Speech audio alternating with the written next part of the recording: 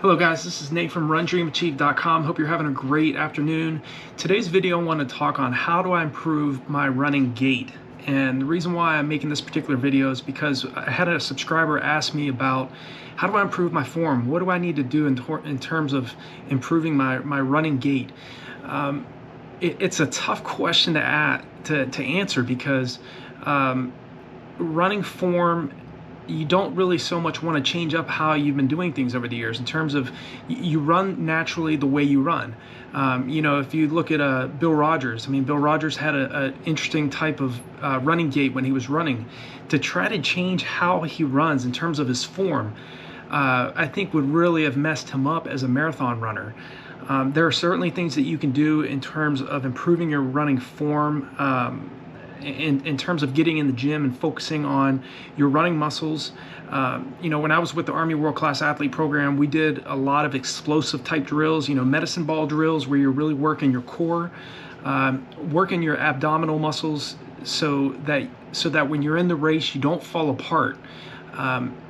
It's hard to change up form, but there are things that you can do in terms of your weight training and practicing in training itself, just staying relaxed. And a lot of athletes, myself included, have issues with muscle tightness when we're racing. So our face gets tight, our shoulders sometimes start to raise up. Consciously tell yourself to relax, stay relaxed, I'm in control. And those types of cues will help you stay relaxed when you're racing. In terms of this question of how do I improve my running gait, my running form, biomechanics are having one of the things you can definitely do is get with an athletic trainer or strength conditioning coach. We were very fortunate when I was with the Army World Class Athlete Program that we as marathoners had a strength and conditioning coach. And again, a lot of our focus was around working the running muscles of the body. Again, when you get in the gym, you don't need to be focusing on high weight. You need to be focusing on lightweight and high repetitions. So you want to focus on the running muscles, your quads, your calves, and working the explosive type activities, whether that's throwing medicine balls where you're strengthening your abdominal and your core, or if you have access to it, we were fortunate to have access to weighted sleds at the Army World Class Athlete Program. We were right behind the Strength and Conditioning Association was right there in Colorado Springs. So we had like a 50-yard football field behind the building. So we were able to focus on sprinting and focusing on being able to run and lift your knees, lift your legs while you had those weighted sleds around our waist. So we as the marathoners and the middle distance runners, we really focused a lot of those explosive type activities to improve our running form, because if you don't have that and you're running in a marathon or any race, to have those weighted sleds to be able to train with that type of activity will help you stay more relaxed, because obviously you're not pulling a sled while you're racing, but you do want to, again, improve your running form by training at paces that are much faster than goal race pace. Again, that's sprinting on the track, doing fartlek workouts on the roads, any type of activity where you're running much faster than you're planning to run your race in will help that goal race pace feel a lot less taxing on the body. And that's another way to help you improve on your running form. But in terms of running gait, and we're talking about biomechanics, things like that, the best advice I can give you is, especially if you have some kind of muscle imbalance, to get with a strength and conditioning coach. Again, I relied upon that over the years as well. And those particular professionals can really help you out in terms of finding if you have any types of muscle imbalances. Maybe you're stronger on your left side rather than on your right side.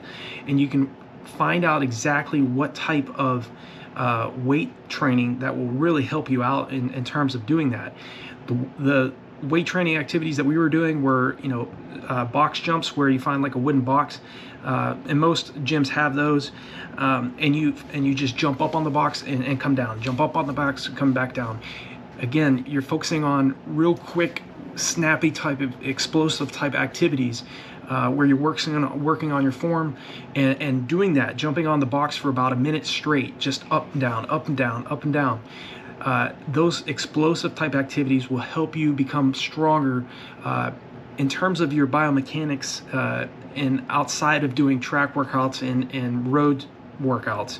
So those are some of the things you really want to keep in mind in terms of improving your running gait and improving your biomechanics and your running form. Over the years, it was just a work in progress for me as well. I continue to really train heavy on speed workouts, hill repetitions. If you want to work on form, find a good hill between 200 meters to 300 meters in length, and focus on, early on in your training, focus on moderate effort up and jogging down. Or if you really need more time, do moderate effort up and then walk down. And then as you get fitter, really start focusing on sprinting up the hills. And again, you're focusing on your form, lifting your knees, lifting your arms, pumping your arms.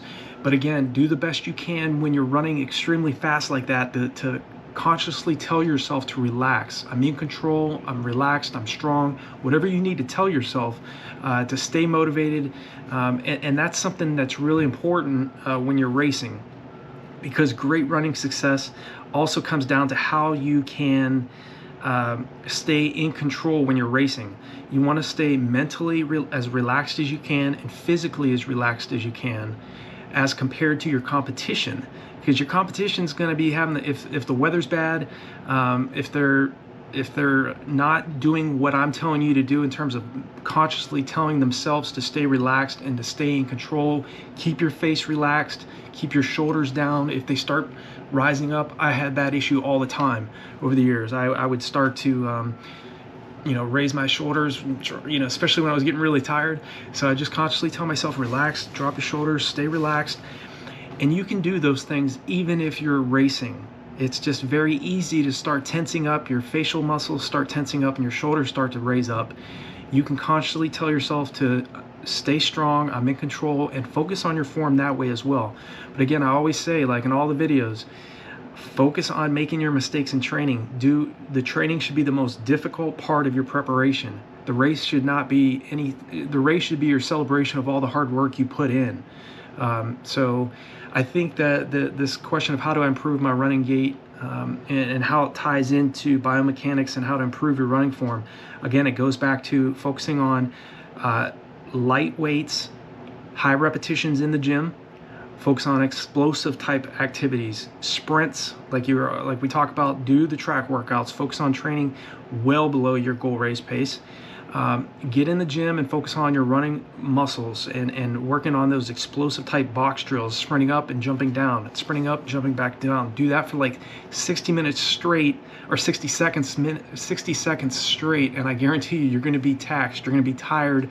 But getting your body used to those of explosive type activities are going to make you very, very strong, whether you're training for the mile, especially for the mile, any type of anaerobic event, the mile, 800 meters to the 5K, and then it's going to even really help you as well in the aerobic events, more like the 10K up to the marathon distance.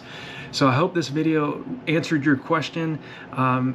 And I know I get a lot of responses and a lot of questions from folks that stop by the channel, and I do the best I can. I mean, I don't have all the answers, obviously, and like I said, there are athletes out there that were much faster than I ran, that can really help out as well. And there are beginners that can teach us as elite veterans something about how to be better athletes. And one of the I think the key things that a beginner would tell you is just to have fun and enjoy it, and continue to get out the door and find a purpose, find your purpose, find your why. What are you doing this for?